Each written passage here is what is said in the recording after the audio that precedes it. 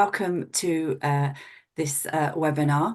I'm just going to give you a little bit of a brief introduction about this webinar series. I know some of you will have heard this before, but each time there are new people that join the call. So this webinar series, which occurs monthly, is part of the UK Freshwater Quality Research Programme, which is funded by NERC and DEFRA. And as you can see here, it highlights the objectives of this programme. It's really looking at improving our understanding of the sources and behaviours of pollutant within surface waters, freshwater systems, increasing our knowledge about how pollutants accumulate and the impacts of these on our freshwater ecosystems. And there are 5 projects funded under this programme, and the programme is funded for 4 years. We're currently just over 1 year into the programme, and we've been holding these webinars. Can you do the next slide, Finn? To hear about water quality more generally within across the country and across Europe.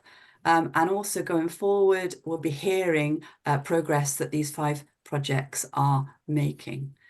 So myself and Joe Holden champion this programme along with support from Finn, Anne-Marie, Kath and Fahana, and we oversee the programme, and we're giving you updates on the projects, or the project leads are giving you updates on them. And next, we heard from Quantum last month, and next month we'll be hearing from MOT for Rivers. But this week, I'm really pleased to present Rachel Cassidy from AFBI in Northern Ireland, who's going to be telling us a little bit about the work they've been doing there on the Soil Health and Nutrient Scheme and how that is being rolled out with the aim of improving water qualities. So I'm just going to hand over to you, Rachel, now to hear about the Soil Health and Nutrient Scheme. Thank you. Okay, thanks, Pippa. I'm just going to share my screen. I hope. Can you see that okay? Yep, that's great. Okay, yeah, well, thanks a lot for the opportunity to speak on the Soil Nutrient Health Scheme. And I suppose I'll focus today mainly on the links between what the work we're doing and how it may potentially affect water quality going forward. So I suppose firstly a brief overview of just what the Soil Nutrient Health Scheme is. It's funded by our Department of Agriculture, Environment and Rural Affairs in Northern Ireland. And from 2022 to 26, our objective is, and this is delivered by AFBI, to sample every field on every farm in Northern Ireland. So that's providing a baseline for all 700,000 agriculturally managed fields here.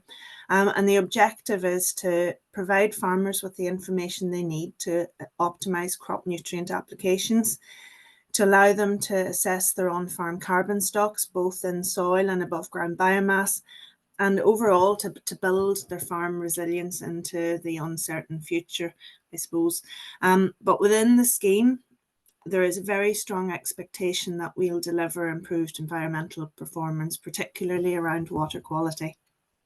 And I suppose just to give you a bit of context into Northern Ireland, it's a very geologically complex area.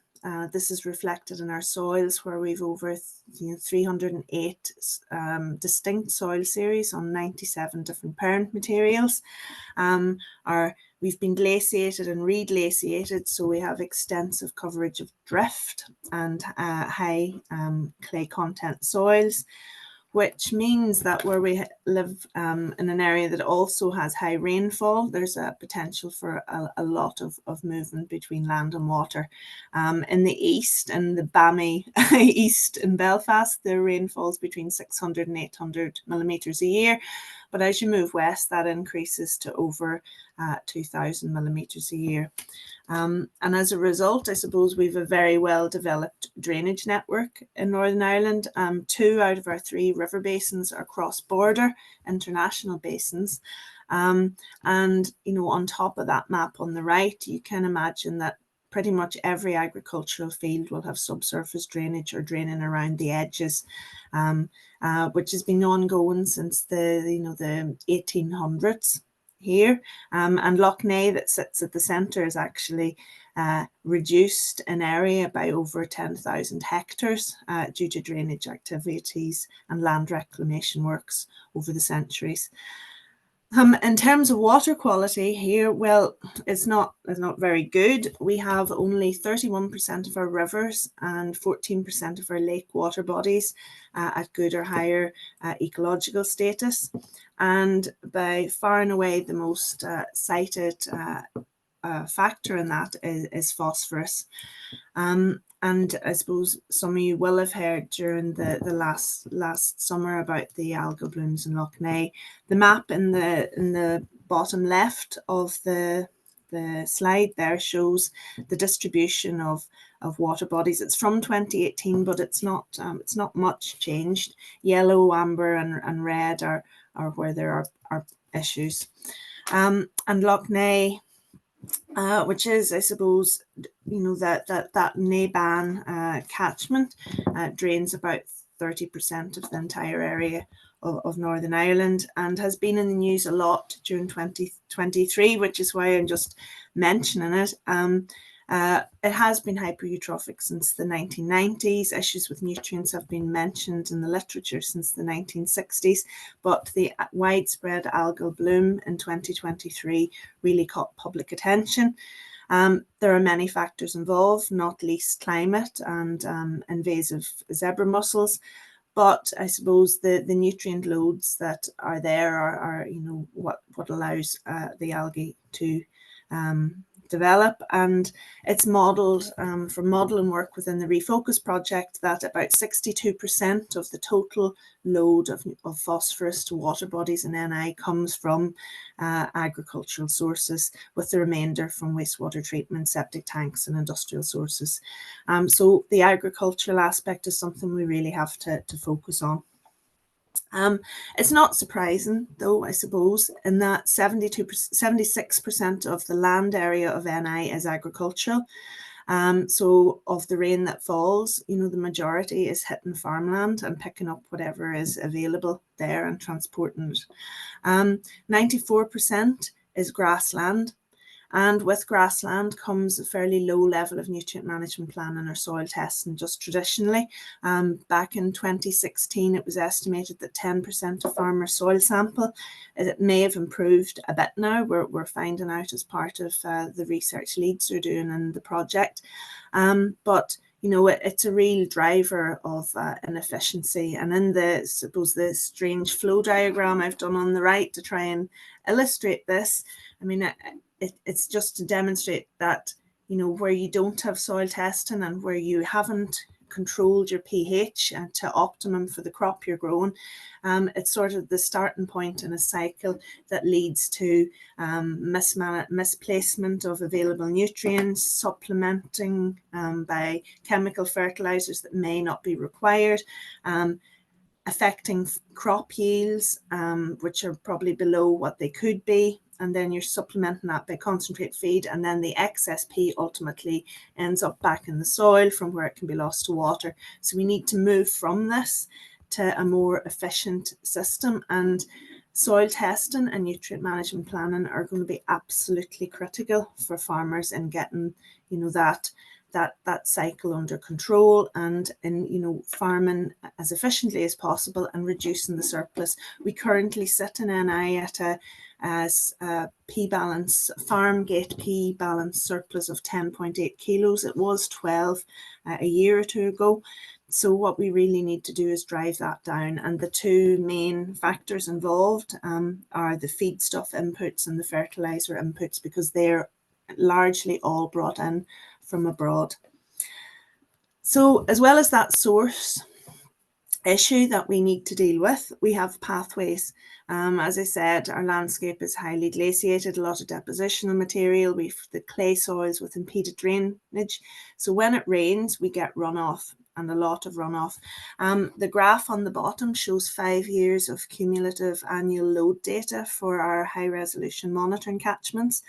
And I mean, it's just to show that when you get a rainfall event, there's a sharp vertical step associated with each rainfall event, and you're getting a lot of material shifted in a very short time as part of these events. And given that management across these catchments stays pretty much the same, the role of rainfall and change in climate in the loads that are lost each year is really obvious here in the difference in load year on year. And I suppose it's highlighted to us that we need to focus mitigation measures on identifying where the critical areas are that lead to losses during these, these short rainfall events that you see here, where you get high concentrations and high flow and therefore high loads. We've done quite a lot of work in the background, looking at both sources of nutrients, the pathways, and then the water quality impacts. So AFBI have a number of catchment research platforms across Northern Ireland, the Coalbrook, Upper Bann and Ballinderry for nutrients. There are others for pesticides and other projects, but the three focus ones for us in terms of nutrients and the Nutrients Action Programme are Ballinderry, Coalbrook and Upper Bann. And the green dots on those maps show where we have the high resolution monitoring stations with hourly, 7-hourly sampling. And then within those catchments, we have carried out soil sampling and with LiDAR data are mapping our runoff pathways. So that so our monitoring on a fortnightly basis goes back to 1990. So we have a very long time series of how agriculture and land use has changed and the water quality impact.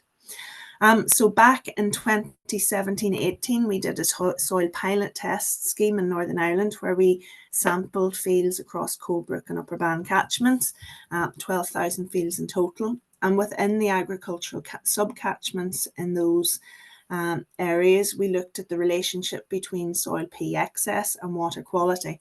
And what we found was for the majority, there are outliers here I can discuss if you want in the Q&A, that we had the greater the proportion of a catchment above optimum for soil test P, so that's Olsen P here, the higher the concentrations you get in the rivers.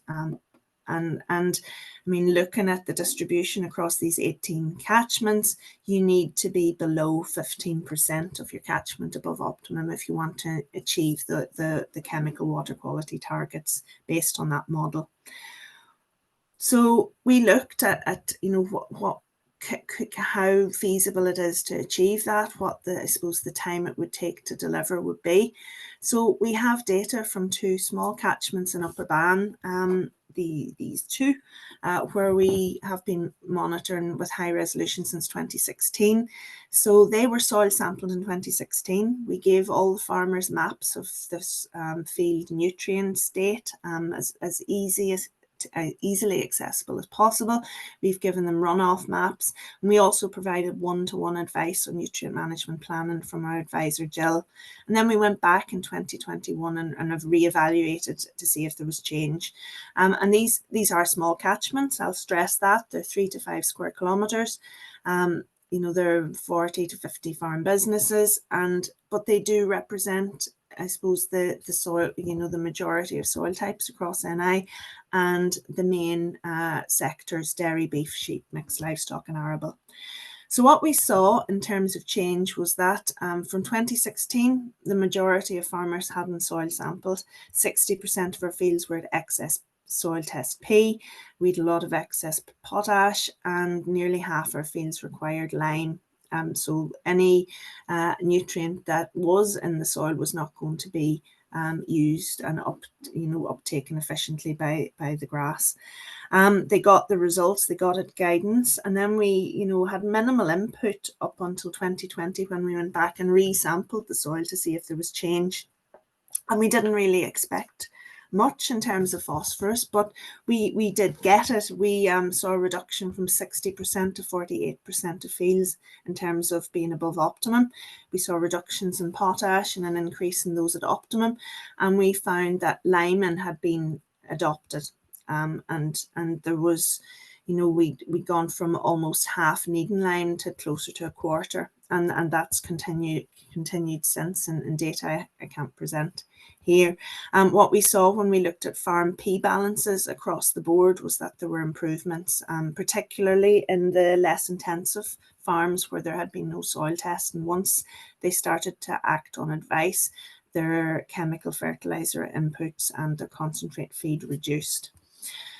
So we then wanted to see if there was an impact on water quality, and there appears to have been some over that period for those two catchments, which shifted down both in the percentage above optimum and in their SRP concentrations in stream. So that was very encouraging, and it formed part of the business case for getting the soil nutrient health scheme set up. We also looked at the proportion of catchments that had high P soils with high runoff risk, and found a power relationship there to the concentrations in stream. And really that showed that you need to mitigate all, I mean, you can have, about 2% of high risk areas on high soil P before you start to have a water quality impact, and you need to get below about 50 micrograms per litre to meet good status for phosphorus in these catchments. So that also fed into it. So the Soil Nutrient Health Scheme was launched in 2022. It's been undertaken in 4 zones. So we have just completed the southeast, which is zone 1, and we're currently working in zone 2, where there's 190,000 fields to be sampled. So we're well over halfway with zone 2. We've had 95% uptake among farmers in zone 1. We've had really great buy-in from the Farmers Union and support, and farmers have come on board. It was, a bit of a push at the start, but for zone 2, we found it much easier once farmers realised what was involved and what they were getting. There is a requirement to participate in the scheme if you want to be eligible for future farm payments relating to sustainability. Participating in this scheme will be a good indicator that the farm's committed to sustainability, I suppose. So that's the reason why, but that undoubtedly has helped with uptake. So hopefully by March 2026, we'll have completed these areas. We're ending in the basalt soils in the northeast because our research work packages within the project are working to develop a specific new soil P test for those soils rather than Olsen P. So farmers, when they're participating in the scheme, get their results in the post. So RPS group come out to each farm. The soil sampling is done for the farmers in a W track following RB209, a composite sample of 30 to 40 plugs that goes in a bag with a QR code. That is sent off to NRM for analysis. Within 4 to 6 weeks, the farmers get in the post or by email results for pK, pH, magnesium, calcium, sulfur, and loss in ignition, and recommendations based on the last crop, next crop they entered during registration. After this, a few months after, the results go on to their online system that they use for all their farm management here, and that will have tabular results but also farm maps. So this is an example of the pH lime requirement map for part of a farm in zone 1. They're color coded based on whether there's a lime requirement or not. That's the phosphorus map, a field that's maybe low in phosphorus, and magnesium, and fields are coloured black, grey shading where there's an environmental code on that field, because we don't provide recommendations around fields that, we don't want to apply lime to sensitive grasslands, and we don't want to encourage farmers to put nutrients on fields that don't require them. So that is all screened out as part of the process. In addition to the soil status assessments, farmers also get advice on mitigating impact on water quality through these runoff risk maps, which highlight the areas on the farm at most risk of loss and overland flow during rainfall. And to do that, we've had to do a LiDAR survey of the entire land area of Northern Ireland. It is not yet finished due to our fantastic weather this year, but we have zones 1 and 2 covered for soil. It's scanned at 16 points per metre, and we use the bare earth model with correction of the drainage line network to model the topographic wetness index. And then that is weighted by the soil permeability factor, which is incorporated, and that accounts for differences in infiltration in the different soil types. So a clay soil will have more runoff pathways than one that's on sandy soil where there's a lot of infiltration. So it's done for that. We have had, quite major challenges to upscale from work that we previously only done at 5 or 10 square kilometres in small catchments over different areas, to running this as a complete model over, ultimately the whole of Northern Ireland when we're finished. So there's been a lot of development work into GIS system to support that and automate the process as much as possible. So ultimately what farmers will get through their online viewer are maps like this for the farm that they can, the advice they'll be provided will be to avoid areas like this for applying nutrients early on when the soil moisture is high. Maybe look across their farm and identify areas which they'll know are wet themselves, but to maybe use this information to think about how else they could be used, what other benefits could they provide, maybe in terms of carbon or nature-based value, and these will maybe be funded under future farm schemes. So it's about reconsidering and thinking about how the total land area of your farm is used. And yeah, there's a lot of validation work going on to test and improve the runoff risk maps as we go. So we're opportunistically imaging fields and comparing them mapped runoff with the modelled. We've also got time-lapse cameras out and soil moisture sensors with work with Ulster to try and look at the dynamics of that through time and put the temporal factor in. So yeah, I'm not going to focus on this, but we are also looking at carbon stock estimates for all farms as part of this work. I'll move on though to what is important, which is the nutrient management plan and training that CAFRE are delivering to all farms. That's our College of Agriculture, Food and Rural Enterprise in NI, and they are, I suppose, the main advisory support for farmers and organise that. So all farmers will have to undergo training as part of the scheme.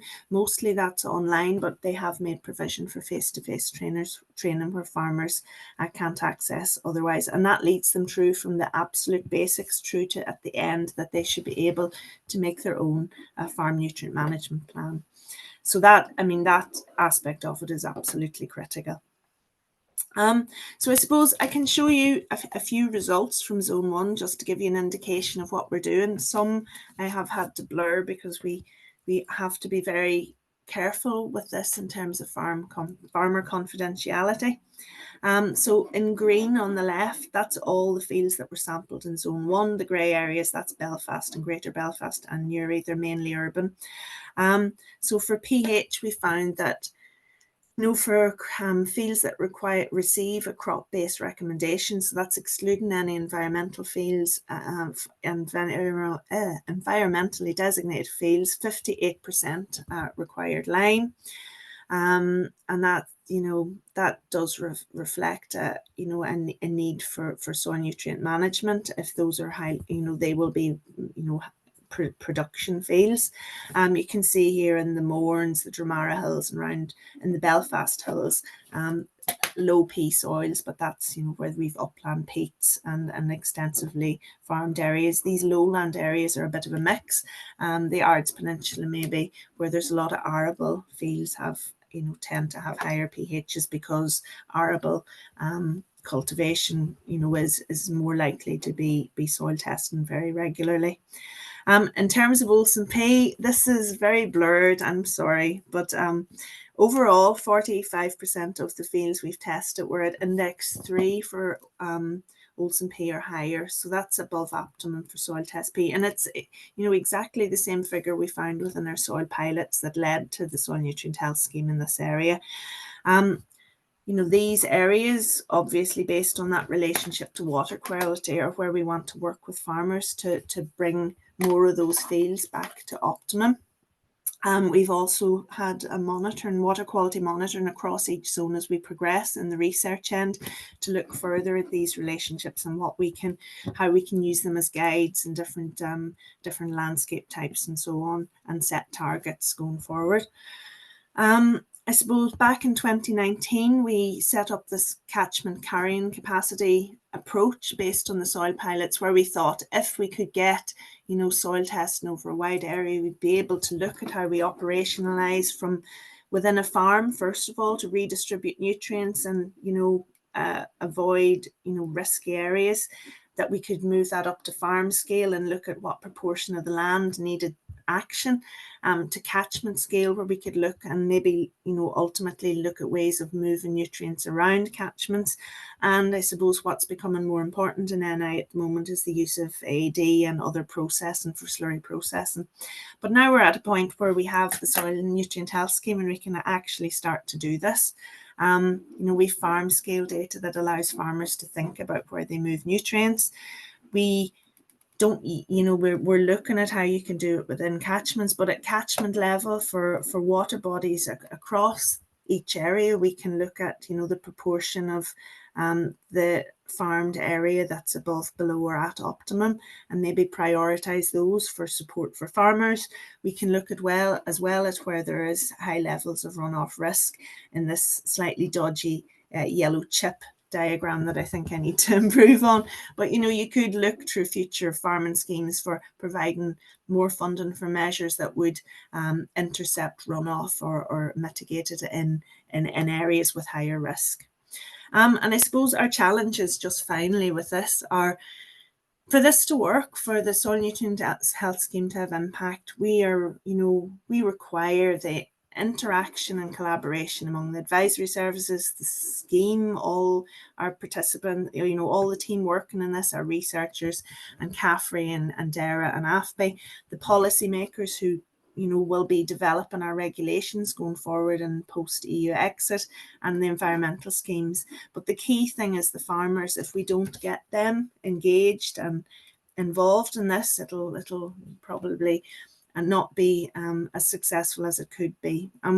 There's work that Pippa, Julia and Cheng and Paula and Leeds are doing to look at the behavioural change in this project, and we're trying, identify what the barriers for farmers are. One of the key ones from just our work in water and chatting to farmers and catchments is that they want evidence at the right resolution and scale.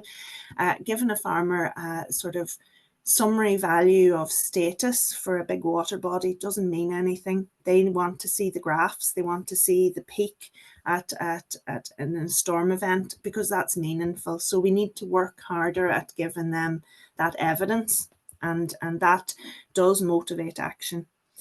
We also need accessible advice. We need decision support on a one-to-one basis.